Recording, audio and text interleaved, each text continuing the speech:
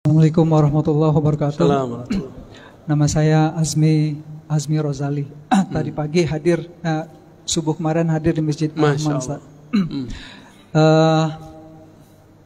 Saya di khutbah tadi menangkap Ustadz memberi stigma tertentu negatif kepada para pesantren hafiz, adik-adik kita yang sedang berjuang untuk menghafal Al-Quran saat ini, Ustaz. Oke. Dan itu hampir jatuh air mata saya mendengar hal itu disampaikan di khutbah. Pertanyaan saya adalah, sebelumnya kalau itu diucapkan oleh Presiden Amerika, kami sudah biasa, Ustaz. Saya sudah biasa. Kalau itu diucapkan oleh kaum buzzer yang membenci Islam, kami juga sudah biasa, Ustaz. Ini yang sekarang yang ngomong saya. Tapi kalau gitu kan? sekarang yang bicara itu Ustaz, memang agak hampir jatuh air mata saya, Ustaz, mendengar itu. Jadi, kenapa Bapak jatuh air matanya? Apa saya menyerang orang rumah tahfiz? Iya, Ustaz. Bapak salah paham. Dari khutbah itu yang saya tangkap, itu Ustadz memberi stigma negatif kepada para kelompok hafiz Al-Quran. Terima kasih. Assalamualaikum warahmatullahi wabarakatuh. Assalamualaikum warahmatullahi wabarakatuh. Bapak kira saya bukan orang rumah tahfiz? Saya orang rumah tahfiz juga, Pak. Bapak kira saya bukan penghafal Quran? Saya penghafal Quran juga. Saya punya sanad Quran juga. Tapi baginda Nabi mengabarkan nanti di akhir zaman akan muncul khawarij yatluna ayatillah rotba. Mereka kalau baca ayat itu rapi. Kita nggak paham maksudnya apa. Ternyata di akhir zaman menjamur rumah-rumah tahfiz. Disitulah masuk khawarij. Saya nggak menyalahkan rumah tahfiz, tapi saya menyalahkan kalau rumah tahfiznya kemasukan. Paham? Dari 2008 saya membersamai rumah tahfiz di Pamulang, di Ciputat, di sono. Kita ngajar mereka. Bahkan saya sampai sekarang masih ngulang-ngulang hafalan saya lah, ya. Masih. Gak ada stigma negatif. Stigma negatif itu kalau rumah tahfiz sudah kemasukan, dan itu kejadian, Pak.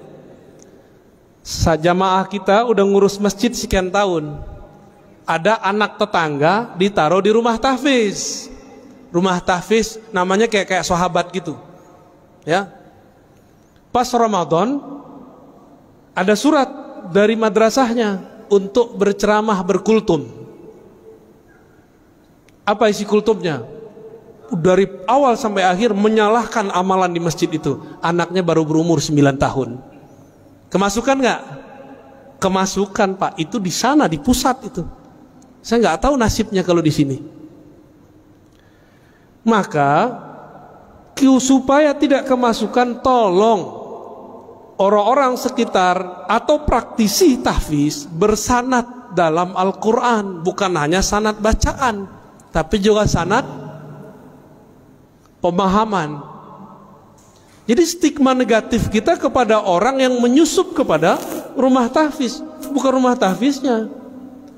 Saya mau tanya, Pak, dari dulu negeri ini sudah ada belum pesantren tahfiz? Bapak jujur, sekarang yang buka rumah tahfiz, hafiz gak? Jujur aja, Pak. Hafiz gak? Rentan gak kemasukan? Itu maksud saya, paham? Kenapa kita kalau mau mengirim anak kita tahfiz gak dikirim ke pesantren tahfiz? Di mana pesantren tahfiz di Indonesia paling maju? Anak kecil-kecil, Pak, kayak gini hafiz 30 juz banyak. RCTI kan baru muncul kemarin sore yang digawangi oleh Syekh Ali Jaber almarhum. Kalau di Kudus, di Krapyak, Pangandaran itu udah biasa bocah-bocah kecil hafal Quran. Tapi di Kudus ada syarat ijazahnya, nggak boleh ikut musabaqah, nggak boleh ikut lomba Quran, nggak boleh. Anak-anak kecil hafiz Quran 30 juz, antum percaya nggak? Segede-gede gini. Kelas 6 SD udah ulang sekian kali. Masuk SMP udah belajar qiraat mereka sebagian. Kita ini giliran politik, Ustadz nggak boleh ngomong politik. Giliran kimia, kedokteran, Ustadz gak boleh ngomong. Giliran antum gak ahli Quran, punya rumah, pengen beramal, gak percaya sama Ustadz, udah buat aja rumah tahfiz, gaji aja Ustadz. Kita nih siapa bisa gaji-gaji orang? Emang kita bisa menjamin Quran yang kita sebar itu sahih?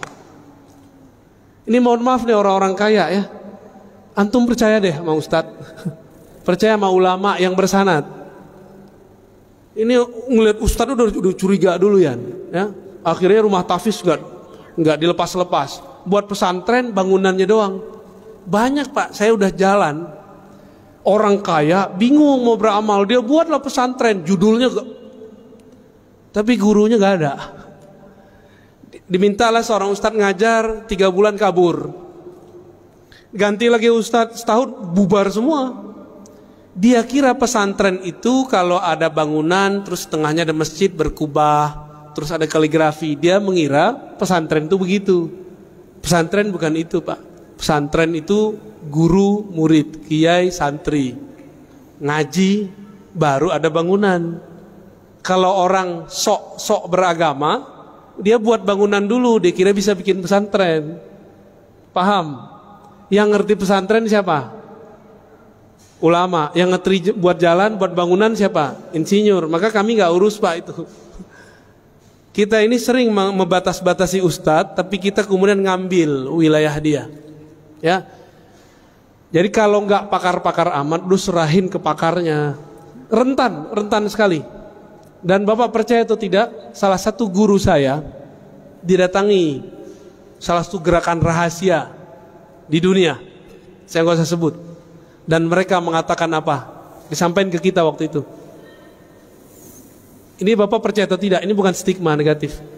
Rumah-rumah tahfiz, ma'had tahfiz yang tidak jelas sanadnya itu proyeknya kami. Itu mereka yang ngomong tahun lalu. Untuk mengadu ulama-ulama yang ada di pesantren-pesantren dengan orang yang juga berkopiah, ngafal Quran, tapi isi dalam kolbunya tidak ada Quran. Dia cuma ngapal. Ini mohon maaf Pak, kita ini kan termakan. Kalau makof itu kok ahli Quran.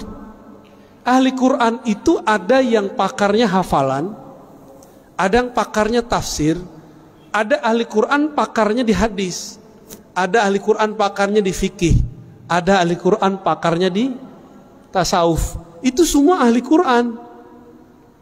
Bukan yang cuma tamatan Quran Pak, hafal tahfiz, enggak. Apakah bisa mengamalkan Quran tanpa ilmu fikih? Apakah bisa mengamalkan Al-Quran tanpa ilmu akidah? Kan enggak bisa. Jadi tolong diluruskan Pak ya.